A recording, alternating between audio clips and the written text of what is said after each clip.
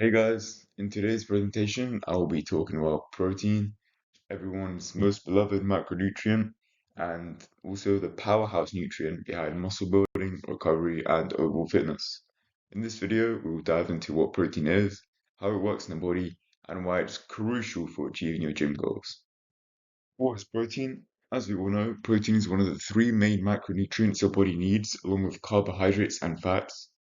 So, at its core, protein is made up of amino acids, which act as the building blocks for muscles, organs, skin, hair, and other tissues. Unlike carbs and fats, however, protein is not stored in the body, which means you need a consistent supply throughout your diet to meet your body's needs.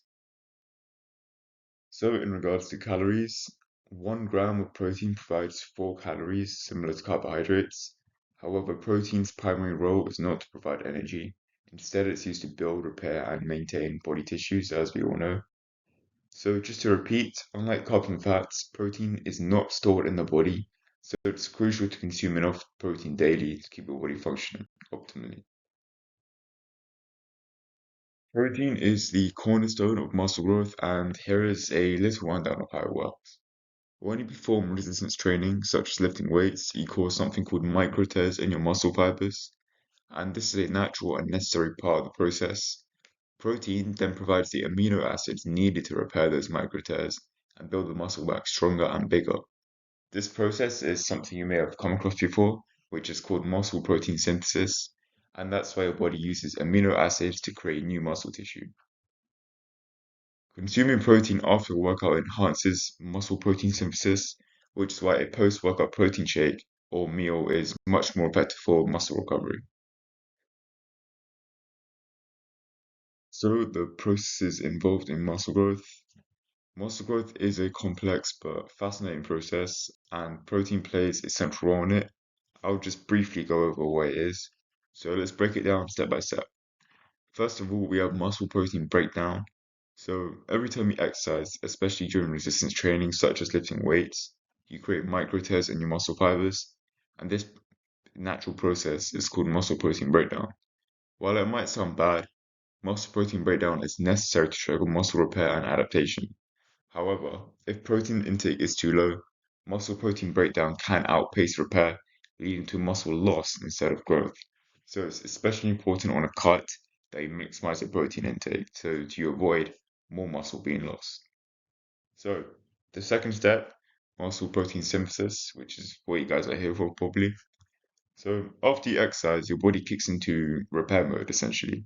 And this process is called muscle protein synthesis, and it involves using amino acids from protein to rebuild damaged muscle fibers. When muscle protein synthesis exceeds muscle protein breakdown, you achieve a net muscle growth. To maximize muscle protein synthesis, consuming high quality protein around your workout is crucial, and this helps your body repair and grow the muscle stronger than before. And we also have a positive nitrogen balance. So protein is unique among micronutrients because it contains nitrogen, which is a critical element for building muscle tissue. To build muscle, your body must maintain a positive nitrogen balance, meaning you're consuming more nitrogen through protein than you're losing. Without sufficient protein intake, your body might struggle to stay in this positive state, slowing down recovery and growth. And we also use nitrogen to calculate how much protein is in foods.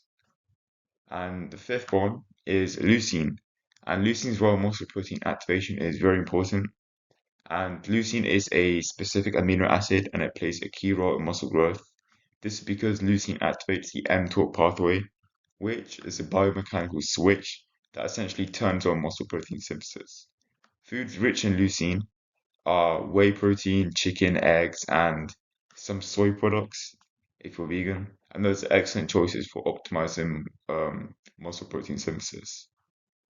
Finally, a side note, we have recovery and growth. A proper protein intake ensures your body has the raw materials it needs to repair the micro tears caused by exercise. And over time, this repair process results in stronger, larger muscles that are better equipped to handling future training sessions. And as we all know, growth can only occur when you're recovering. Protein needs do vary depending on your activity levels and goals. For general fitness and maintenance, I would say 1.6 to 2.2 grams of protein per kilo of body weight, or if you're an American watching this, that's 0.7 to 1 gram per pound of body weight. It's just a good general guideline to follow. Some people do more, some people do less, but it's just an easy, well-rounded thing to get a hold of. So for muscle building, your intake should be higher, and especially if you're doing high intensity training or resistance work. And to maximize muscle growth, it's also important to spread your protein intake evenly throughout the day if you can. This ensures that your muscles have a steady supply of amino acids.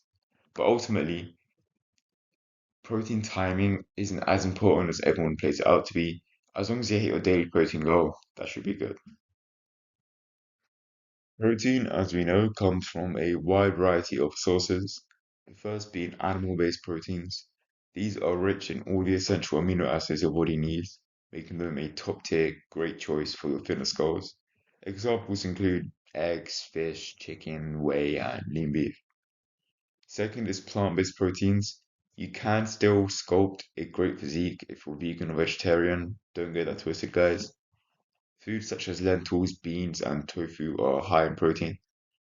And third, we have complete proteins. Complete proteins contain all nine essential amino acids, and these include foods like eggs, whey, and soy. If you're on a plant-based diet, combining different protein sources such as rice and beans can help you meet your amino acid needs.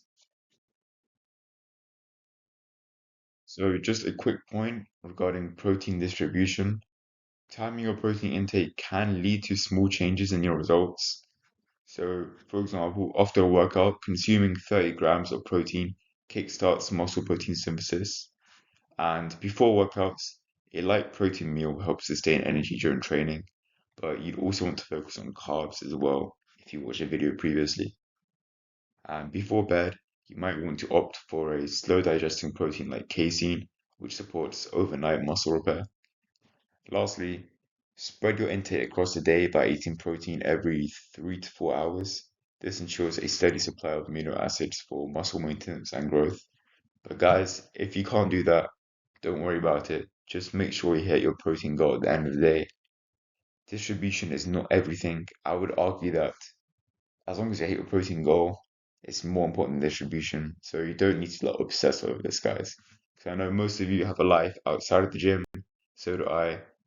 Come on, guys. We don't need to revolve our whole life around the protein clock on a timer. Key takeaways. To wrap things up, protein is essential for building, repairing, and maintaining muscle. Make sure to eat 1.6 to 2.2 grams per kilogram of body weight daily.